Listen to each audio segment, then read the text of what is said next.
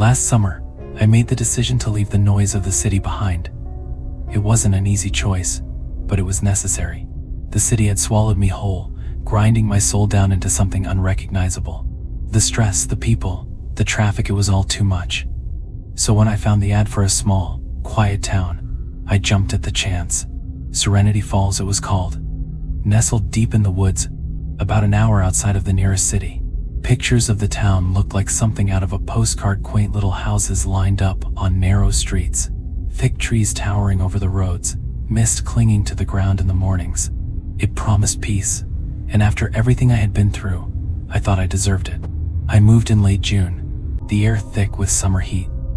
I remember pulling up to my new home, a small cottage at the edge of the town, the kind of place that looked like it belonged in a fairy tale, with ivy climbing up the sides and a little garden bursting with flowers. The locals were friendly, though their smiles always seemed a little too wide, a little too practiced. But I told myself it was just the charm of a small town. The town had only one rule, they said. I remember it clearly, like it was burned into my mind. Don't open your doors after 10 p.m. At first I thought it was a quirky local custom, maybe some old superstition that had been passed down through the generations. But I quickly realized that the rule wasn't something to be taken lightly. There was something deeply unsettling about it, and as I would soon learn, there was a reason behind it. It didn't take long for me to notice that Serenity Falls wasn't quite like any town I'd ever lived in before. Sure, the people were kind, but they were always watching.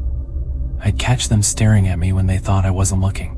The postman would drop off my mail and then linger for just a little too long, his eyes flicking nervously to the sky, as if waiting for something to happen.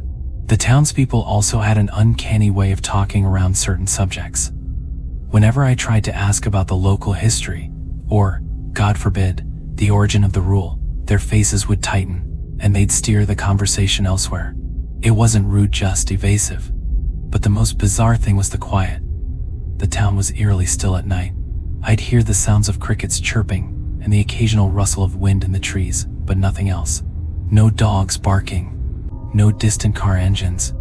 It was as if the entire town held its breath, waiting for something that never came. The first few days I tried to ignore it. I told myself it was just the adjustment to a slower pace of life. But when I woke up one morning to find that my neighbor's lawn, perfectly manicured the day before, was now covered in thick, wet fog, I began to feel a gnawing unease. I shook it off as a fluke, a strange weather occurrence, but deep down, I knew something was off. The first real incident came about a week after I moved in. It was a Wednesday night, and I'd been working late on my computer, adjusting to my new, quieter life. The clock read 9:45 p.m. when I heard a knock on the door. It wasn't unusual to have someone stop by for a quick chat or drop off something from the store. But I froze when I glanced at the clock. 9:45. It was almost 10 p.m. I hesitated. The rule. My hand hovered over the doorknob, my heart thumping. I had only been in the town for a short time, but I knew something about this place had made it clear that there was more to this rule than a mere tradition. I turned to peek through the peephole in the door. What I saw made my blood run cold. A figure stood on my porch, wrapped in a heavy coat despite the summer heat. A woman, tall and thin, her face obscured by a wide-brimmed hat. She was motionless, staring at the door, not moving a muscle, just standing there. I felt the pull of curiosity, the urge to open the door, to ask her what she wanted. But then the memories of what I'd been told flashed through my mind. Don't open the door after 10 p.m. I backed away from the door, my heart pounding, and waited. I didn't know what to expect, whether she would knock again, or leave, or worse, do something else entirely. The minutes stretched on. My eyes were glued to the clock.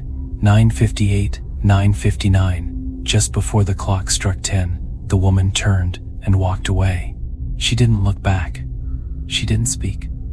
But I could feel the weight of her gaze, like she knew I was watching. She knew I had broken the rule. The following days were marked by an even greater sense of dread. The town seemed to grow quieter, the air heavier. I began to hear strange noises at night, scratching at my windows, soft whispers on the wind. At first, I thought it was just the trees or animals, but the sounds became more distinct, more deliberate. One night, I found myself sitting on the couch, my eyes glued to the television but not really watching. My mind kept drifting back to that woman on my porch and the warning that came with the town's rule. Don't open your doors after 10 p.m. It was around midnight when I heard it again scratching. This time it was louder, more urgent. My heart raced, and I slowly stood up, moving toward the window. Through the sheer curtains, I could make out a shadow moving just beyond the edge of my porch. It wasn't the woman from before. This figure was larger, bulkier, and it was pacing back and forth. The scratching was coming from the door. I backed away, instinctively reaching for the lock. The figure stopped. For a moment, I thought I could hear breathing. Heavy, labored breaths. It was as if the figure was standing just inches away from me, staring at me through the door. My skin crawled, and I realized something was terribly wrong. I was being watched, and it wasn't just by one person. It felt like the entire town was watching. I sat frozen in place, not daring to move, my breath shallow. The figure didn't knock. It didn't speak. It just stood there, a dark silhouette against the porch light, breathing in the night. I couldn't stand it anymore. I had to know. I had to understand what was happening in this town. The next morning, I went to the local diner, hoping to find someone who might spill the truth. The waitress, a middle-aged woman named Marla, gave me a warm smile when I entered. But when I sat down at the counter, her smile faltered. "You're new here, aren't you?" she asked, wiping her hands on a towel. I nodded. "Then you must know about the rule." I hesitated. "Yes. But what's it about? Why can't we open our doors after 10 p.m? Marla's face went pale. She leaned in close, lowering her voice. "Don't ask. It's better if you don't know. Trust me, you'll be safer if you just follow the rule." But I wasn't satisfied. I pressed further. "Please, I need to know.